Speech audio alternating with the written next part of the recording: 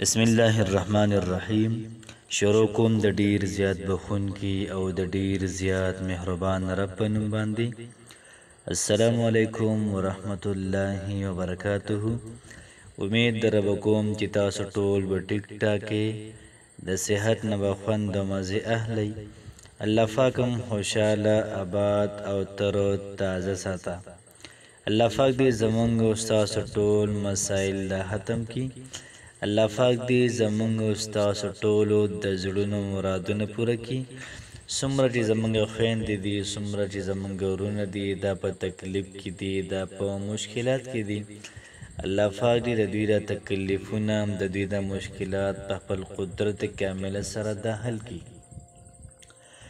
نن چې کومه زمونږ وظیفه ده، نو دا وظیفه د پیغمبر علیه صلوات والسلام د لیدو ده، او د پیغمبر علیه صلوات والسلام هر امتی دا کوشش کوي او هر امتی دا خواهش کوي چې خپل محبوب پیغمبر دا په خوب کې ویني.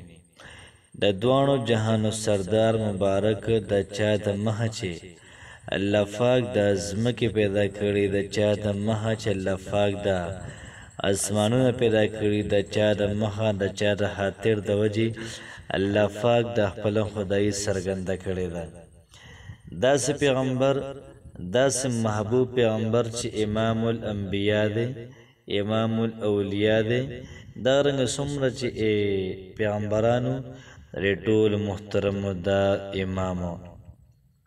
الله پاک سره محترمو د معراج په شپه باندې دا ملاقات کړی دی. داسې بهترین پیغمبر کم یو داسې بد قسمته به وي چې هغوی زه ملاقات نه کوم د پیغمبر علیه صلات وسلام سره. راځئ نن دا وظیفه وکړو چې د پیغمبر علیه صلات وسلام د دیدار وکړو که نه. مفتی فرید صاحب رحمه الله فرمایي چې کوم سړی دا وظیفه کوي، انشاءالله العزیز په یو هفته کې به خامخا لازما پیغمبر علیه صلات وسلام سره د دې سړي ملاقات ته وشي. یو ځل یو شاګرد مولانا انور شاه کشمیری رحمت الله علیه ته فرمایل چې حضرت تاسو روزانه هر شپه د پیغمبر علیه صلات وسلام دیدار کوئ. دا راته وویل چې موږ ته هم داسې یو طریقه وښایه، موږ ته هم داسې څه وښایه چې موږ هم د پیغمبر علیه صلات وسلام دیدار دا وکړو، او دغه محبوب پیغمبر څنګه چې تاسو ګورئ، دغه محبوب پیغمبر دا موږ دا وګورو. داسې محبوب پیغمبر چې جبرائیل به د اسمان نه راټو د پیغمبر علیه صلات وسلام دیدار له فرشتې به د هغه دیدار دپاره په شوق کې وي. دغه رنګې الله پاک هم د پیغمبر علیه صلات وسلام دیدار دپاره په شوق کې دی. نو ورته وایي چې حضرت دا راته ووایه چې خپل محبوب پیغمبر به څنګه خوب کې وینو. هغه ورته وایي نبي علیه صلات وسلام خوب کې لیدل دا ډېر زیات اسان دي. یو جمله ورته ویلې، په یوه جمله کې ټوله خبره یې حل کړله. آخر کې وظیفه درته وایم، د وظیفې نه مخکې د جمله واورئ. جمله دا وه چې تاسو د ورځې د پیغمبر علیه صلات وسلام خاطر وکړئ، د شپې به پیغمبر علیه صلات وسلام ستاسو خاطر وکړي. تاسو د ورځې د دواړو جهانو سردار مبارک دا یاد کړئ، د شپې به د دواړو جهانو سردار مبارک تاسو یاد کړي. تاسو د ورځې په خپل ژوند کې د حضور صلی الله علیه وسلم طریقې رایج کې یاد کړئ، د شپې به آقا علیه صلات وسلام تاسو لازما دا یاد کړي. شاګرد ورته فرمایي چې حضرت دا راته وایي چې څنګه موږ یاد کړو. تاسو چې کله سهار کوئ، د سهار نه تر ماښام پورې آقا علیه صلات وسلام یادوئ. شاګرد وی څنګه یاد کړو؟ مولانا انور شاه کشمیری رحمه الله ورته فرمایل ته چې کوم لباس اغوندې، ته چې کومې کپړې اغوندې، دا کپړې د پیغمبر علیه صلات وسلام په طریقه کا.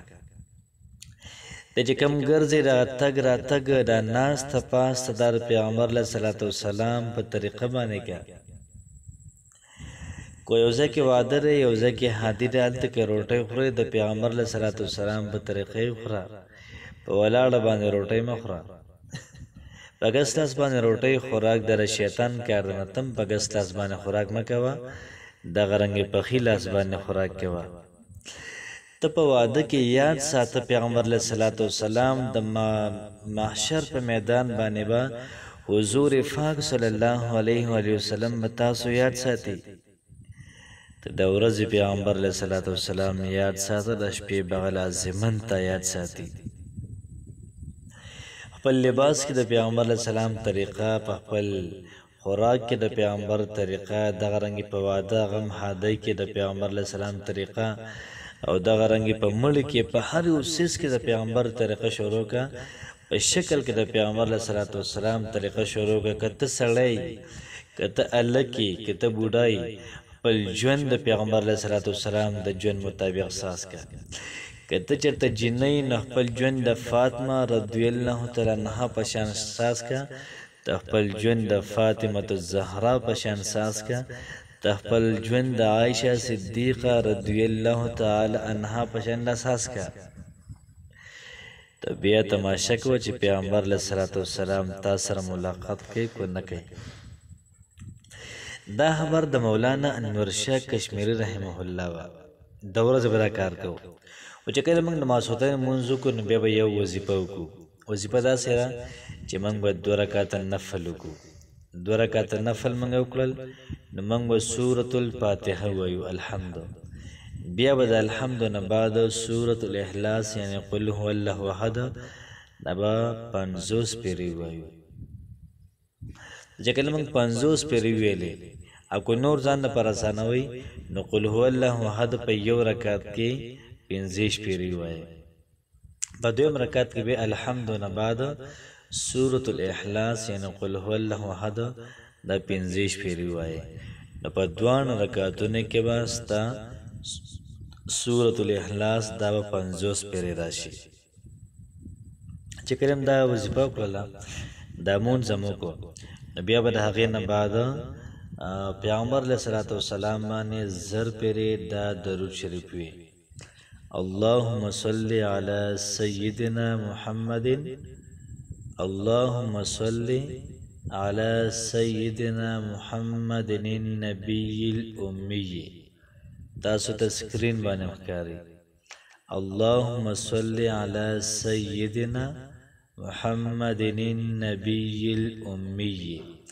دا وظیفه 1000 پیرې دا وکړئ. چې کله تاسو دا وظیفه 1000 پیرې وکړله نو انشاءالله العزیز په هفته نیمه کې د دوانو جهانو سردار مبارک دیدار دا به ستاسو نصیب شي. یاد ساتئ چې کله موږ دا وظیفه کوو نو ډېره زیاته پرهیزګاري به کول غواړي. که زنانه وي د پردې اهتمام، که نارینه وي نو ږیره به پرېږدي مزېداره، دغه رنګ ورته کېږي خوشبو به ولګي زنانه یا نارینه. دغه رنګ ژوند مکمل د سنتو تابع کي. یو ځل تاسو په دې ټرای وکئ د محبوب پیغمبر دپاره دا مونځ بار بار وکئ. دا پیغمبر خو وینئ که نه چې زمونږ استاد څنګه پیغمبر دی، نو کوشش وکئ د عمل په خپله هم وکئ او دغه رنګې ملګرو سره هم شیر کئ. او ډېره مضبوطه، ډېره اعلی، ډېره ناشنا وظیفه ده. نو الله پاک دې زمونږ او ستاسو ټول حاجتونه پوره کړي. الله پاک دې موږ او تاسو ټولو ته د پیغمبر علیه الصلاة والسلام دیدار نصیب کړي. الله پاک مو خوشحاله ساته. السلام علیکم ورحمة الله وبرکاته.